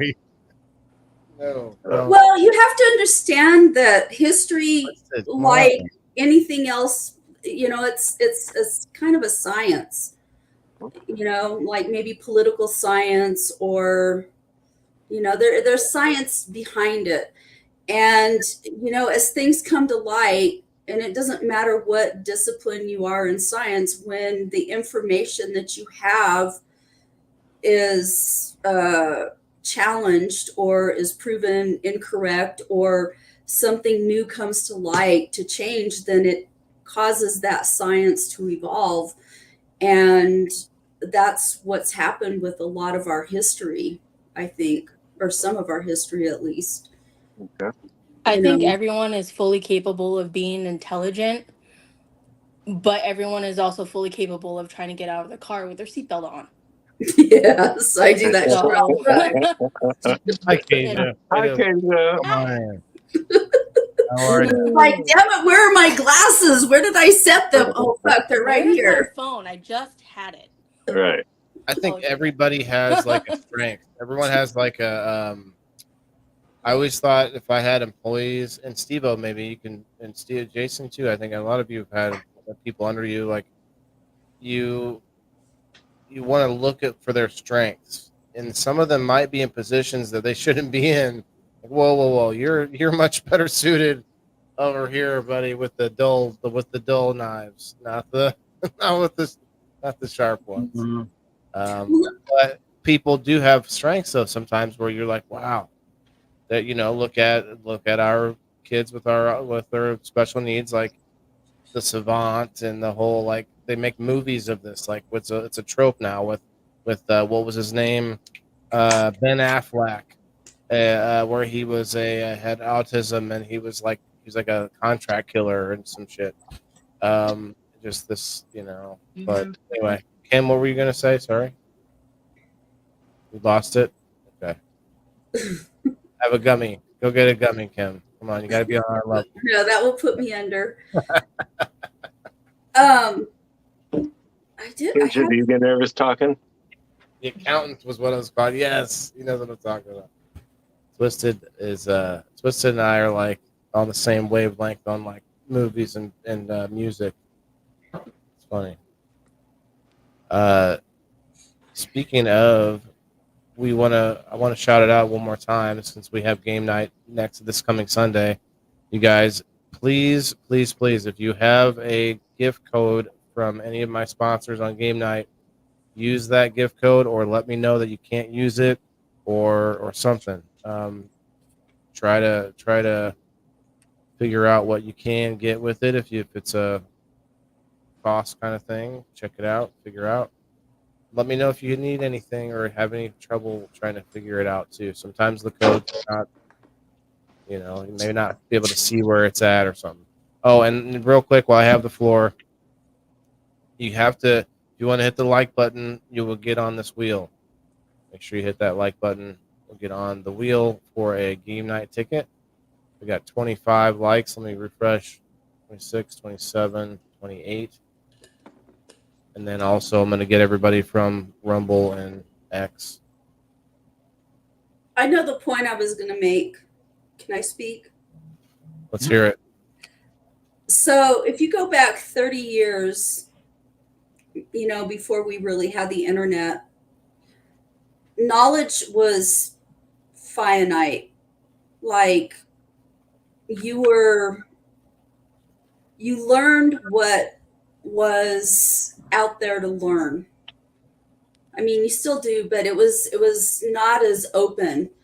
With the invention of the internet and the accessibility to information, and with a lot of the exploration that we've had in space and everywhere else, one of the things that we've learned as a society, or as educators, I guess you should say, have learned, is that knowledge is infinite. There is no way to know everything. There was a time when I was growing up when you had people that knew everything, or were considered to be people that knew everything. And now, I'll have students say, well, you should know that, you're a teacher. Well, the thing is that there's no possible way that you could ever know everything that there is to know.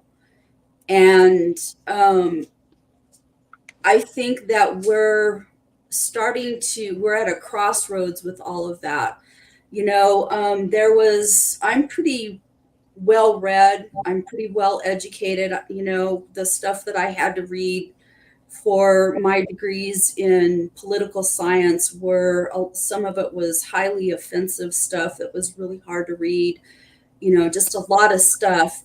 But there were a couple of things that I learned through the internet, and I went back and I researched them after I heard this stuff, because I just don't take anything at face value. But there were a couple of things that I learned. One of them was about gator baiting. Have you guys ever heard about gator baiting? Any of you guys? It seems incredibly painful, I'm just saying. So it was a practice that was used down in the South, where they used live children, infants and small children, to bait gators. Okay, so learned about that. That is not something you learn in history books, and most people even nowadays don't know much about it. The other thing that I would use to illustrate this point is, and I can't think of I want to say it's Cooperstown or something like that. There's a community in the South, I want to say it was in Oklahoma, And it was a relatively affluent Black community that was decimated by white people during, prior to the whole civil rights thing. And that was not something that you still to this day that you find in history books. So a lot of things in history were undercover, they were blanketed, they were shameful things in history that people covered up and nobody knew about. And so now you have a lot of these things that are still in people's collective memory, that are now coming out and, making themselves known to the world at large. You cannot hide from things anymore. I keep track of a lot of different things, and I've noticed the last few years that a lot of generals in the military are starting to get busted for things related to sexual misconduct. I know for a fact back when I was in the military that if a very high ranking officer or enlisted person was involved in something like that, that their careers were considered, because once you reach a general status, you've been in the military for a very long time, you've had a distinguished career, and so a lot of those kind of behaviors were hidden. And so we now live in a society that's now very aware of things, and I think that it's very hard to hide a lot of these indiscretions or these atrocities that occur or have occurred in the past. Nah, I'm gonna push back on that. There's a lot of like seeding of all kinds of things and stuff that's being twisted, and like we see with our history books. Now we also see online with all these crazy like there's a lot of fringe like rabbit holes that will suck old people down this rabbit hole where they just I agree with you. I mean, you have to be judicious with what you believe off the internet. I agree with you. And that's the thing. I have this really good friend, and he frustrates the shit out of me because he's super intelligent. He's a very, very bright, intelligent person. But he gets caught up in all the conspiracy theory stuff and all of that stuff. And, and it frustrates me because if he had just a little bit of understanding of research and stuff, methodology and stuff like that, then a lot of that conspiracy theory stuff would be shot right down. You have to be judicious with what you bring into your mind and what you believe about what's out there. But a lot of the times people are just willing to grab onto ideas or things or fantasize about them, or whatever it is that motivates people to catch on to those ideas and hang on to them and talk about them and think about them and whatever. You have to be judicious with the information out there. Do you think that oh man, the wheel stop and maybe forget about what I was going to say. Do you think that history is written by the victors? Always. That pretty typical story for always. So always. We never really know what happened if we just hear what the rhymes and the songs that were made by it, and it was like sometimes the bards were like, that word doesn't fit. We're going to use this other person's name, like. I don't want to say that history is necessarily written by the victors, but it is definitely written to memorialize whatever society's writing it. It's, it creates mythology in which the foundations of that nationalism is built on. I guess the reason I push back is that we shouldn't be too, especially when it comes to history, It's different. Science is different. It's something we can test ourselves, but we shouldn't be. I personally don't think we should be too married to the what the quote, history that we know, or the history that we're told. Doesn't the history repeat itself because we're learning as we grow? The new saying is that history rhymes. History rhymes. Now it doesn't repeat; it rhymes, and I think the reason is it's different in some ways, but it sounds the same. It sounds the same. It's not exactly the same, but it sounds, it sounds the same. Definitely. So, Well, my there dinner's is here, guys. nothing new under the sun. Good night, Jason. Love you guys. Good night, bro. Now, I gotta go too. Well, I'm gonna Thanks do a for spin having me. for my locals numbers. Yeah, thank you, Elisa, and maybe I'll hit you up. Was it? I don't even know what time it is, and I need to buy those tickets beforehand because I think it costs more at the at the door. But Okay, well, just let us know. yeah, no worries. But what I'm gonna do is maybe go early and find something to eat. So I'll be hitting you guys up, find out what's around there. But anyway, thanks again. We'll see you. Bye, Joe. Bye, Lisa. Bye. good night. Good night. Good night. Yeah, thanks everybody for coming. I'm gonna do another wheel though before we leave.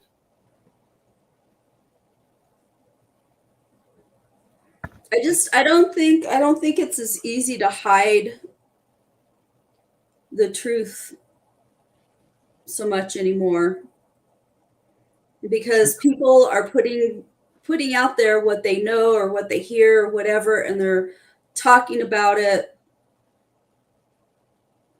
They're holding, there's more accountability, I think, for things now than there's been probably ever with stuff.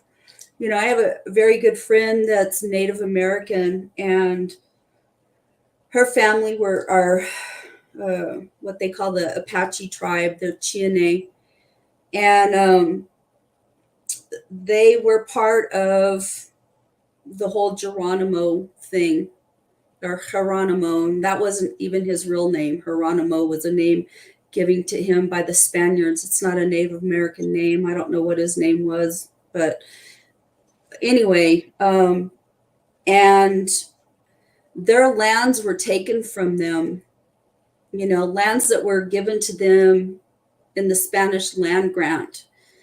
And the Americans took that land through a war with Mexico and gained it that way. And then the lands of the native people were taken away from them.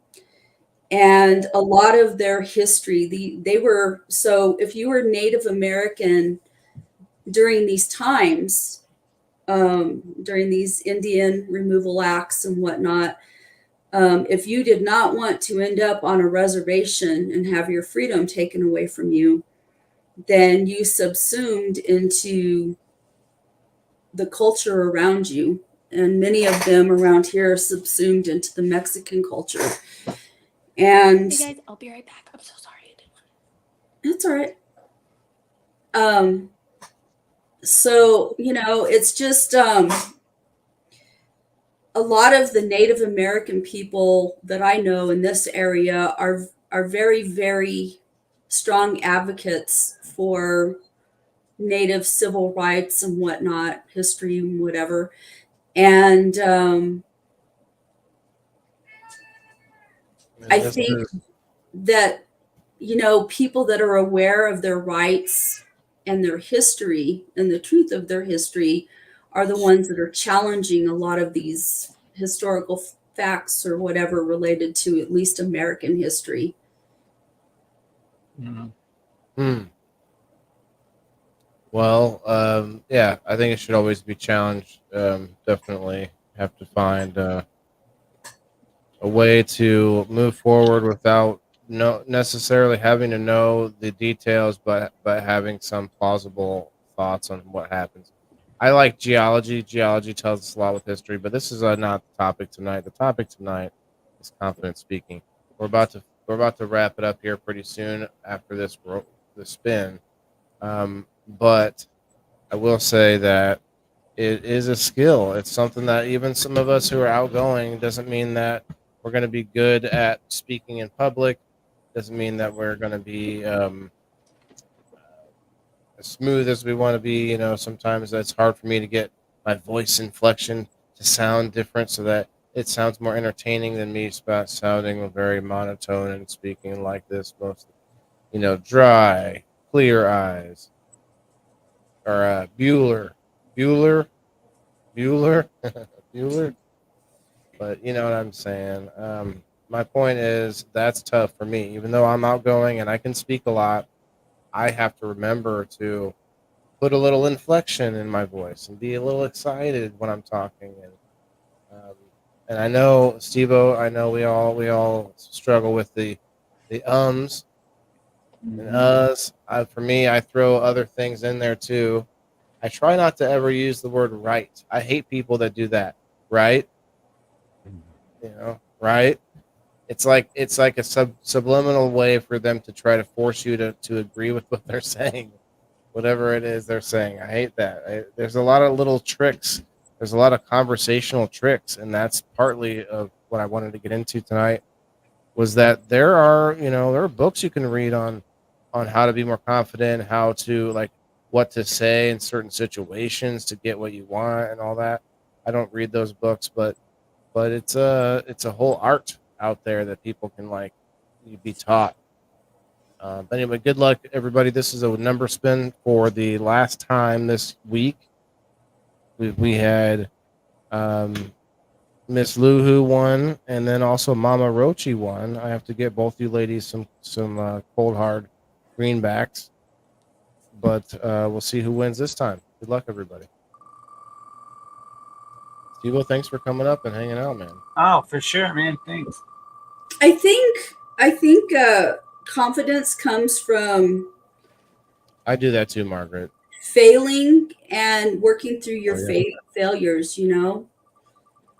That's how you become confident. It's just like by putting yourself out there and being successful, or reflecting on your failure and just getting back in there and Well, some people need a improving. reason to get out there. Like you don't like if you don't have a reason to put yourself out there, you don't do it. And then some people just turn into the point where they have no one to talk to, so they read these books or they go to whatever improv events to try to learn to be more outgoing in order to make friends. And it's very similar. Being confident is similar to the ability to go to like a new school and make new friends. Like that's tough for some people. But you're right. I mean, they have to decide, though. Is my whole point. Is like it's kind of a decision you have to make for yourself whether you care to talk to people in public. It's strange because nowadays with technology they've gotten so many things now where you don't have to even talk to anyone. You can order all your groceries online. You can have it delivered. You can everything. You can do everything at on an app now instead of having to call somebody. They're kind of taking some of that away. Number 9. Let's Yeah, I find don't out. like all of that kind of. I mean, some of it's cool. Like I have the Walmart app where I scan and go, so I don't have to. I hate standing in line, like scanning all my groceries. I feel like pressured. It stresses me out to stand there and scan my groceries. So I like really being able to use that scan and go. That takes a lot of my anxiety for shopping out. But my problem isn't so much interacting with people. I don't have a problem with that unless you're a fucking idiot. If you're a fucking idiot, then you're gonna piss me off, and then like I'm Stop gonna be kind of it. a bitch. I had a sergeant that was my squad leader, and he was such an idiot, man. They caught him multiple times with his helmet on backwards, and he Oh didn't my know it. god. And like the same guy that like I think I told this story. Steve-O, tell me if you remember the story. Maybe not. But we were driving our trucks down to Kuwait in order to get these GPS units installed, and on our way, it's either one on our way down there or on our way back. I was driving, and he looks over, and he reaches over and he goes, "Hey, what's this do?" Click, click, and he flips these two switches. Well, that was the engine and the power in these old trucks. Like he was supposed to be one of his jobs, but he clearly knew nothing about the truck. He shuts off the engine to the truck while I was driving down the road. Like, what an idiot! Like one of the dumbest people I ever met in my life. And I'm like, he was like somehow got through with like had like rich family or something. Drove a Beamer, was like a police officer back home, and I'm just like, what in the hell? How did you get this far? Reaching over, shutting it off. Like there was other instances too, but he ended up leaving, going back home before ever really doing any fighting because he got out of it by some knee injury. Oh, my knee. It's my knee. Mama Rochi in the house. Mama Rochi, you won last night. You may not have been there, so I'm going to message you. I'm going to throw you some cold hard greenback papers and for your win. Congratulations. And tonight's win was Elizabeth. Elizabeth, I don't remember your last name. You are a new friend from Margaret. Margaret, what's Elizabeth's last name? If you want to let her know she won. And because on locals it's just Elizabeth, so hard for me to know. But she won the spin, and it means I got to get her cash out. Congrats, Elizabeth. Hey, we got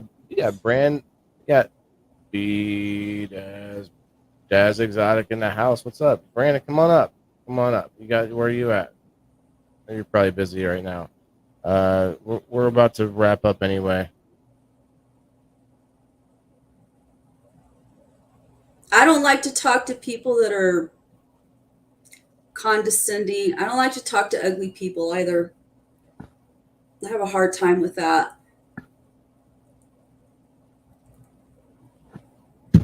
You don't like talking to people that aren't attractive, you said? No. Got her. Got her. You're a turd. No, I didn't say that. No, just like people that are like prigs, like, I don't know, that think they're all that, like condescending. Now, Kim. That was a joke. Because it was anyway. Got it. Was I being condescending? No, I was being condescending by saying now, Kim. Oh, got you. Okay, that totally went over my head. Yeah. I don't take you as being a condescending person, so. I try not to. Hey. All right, Kelly's home. Time to go. See you guys later. All right, good night, Steve-O. Peace out, brother. Peace. Thanks. We'll see Bye. you. See Steve-O tomorrow night on his show, the Daily Sesh on the Knock Network. And you'll see Kim on Sunday for her show, The Legit Bean Review Remastered for Grow Fam Homestead and for her group. Go check it out. Guys, have a good weekend. Hopefully you all get into something fun. I know it's going to be a blast this weekend. We're going to be seeing this man here on stage, live, in charge, just, What are you doing, the float thing this weekend? That's next weekend. What are you doing this weekend? This weekend is the show, the live concert. Oh. Yep, live concert. Okay. I think it's called. I don't have a flyer handy. I'm sorry, but I'm pretty sure it's called the Late Night Tip Tour, isn't it? Right, Brandon? I know that's your podcast name, but I'm not sure exactly what the name of the concert itself is. What? Say again. What kind of music? Oh, a little bit of hip hop, a little bit of rap, R&B, a little bit of stuff, a little bit of everything. They do some different things. It's going to be fun. It's got a bunch of different artists, and I'm going to be doing some interviewing and such, and recording of the event, doing the review like I normally do. Cool. Interesting. Dominic coming through with the crazy ones. What is this? No, he said, it's going to be fun. It's going to be fun.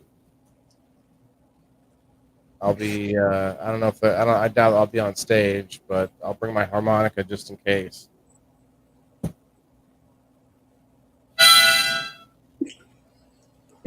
Yo, You got an accordion to go with that? I'll bring some spoons. You know, Clackers. pliers. I don't know about that. No, clackers. Oh, clackers. I thought you said pliers, and I saw you do like little No, clackers. mini crab hands. No, clackers. Like they're wooden things that you clack. I know what you're saying now. Yeah. Google it. I wouldn't like my kids, did they? Because that, Hey, have you seen those? God, I don't know. I want to say they're kind of like hillbilly people, but I could be those are totally my wrong. people. Where they clack spoons, but they're like making music. It's pretty cool watching Yeah, people do that. it's called spoons. I can take this. I know how to take two spoons, and I know how to make them clack. Yeah, but these people make music with it, and they get with it, All man. It's right, like now crazy. you're being condescending to me. I am. I'm gonna condescend on you. If she has condescended, she has condescended from above on down onto me. Listen, I know how to play the spoons. I don't know how to play a song of the spoons, but I could make it sound musical as much as I can with this harmonica. But we're not going to do that tonight. We're going to try to have a good rest of the week, though, guys. Friday night or above Friday. Today it's kind of funny. Side note: today I did a live stream just for a few minutes when I did a couple of dabs, and I was getting getting this show ready, and I said, "Hey, happy Friday." And for a minute, and I was like, "Oh shit, it's not Friday."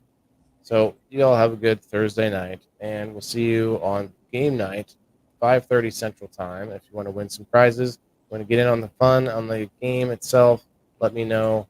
We want to get somebody. We got to get a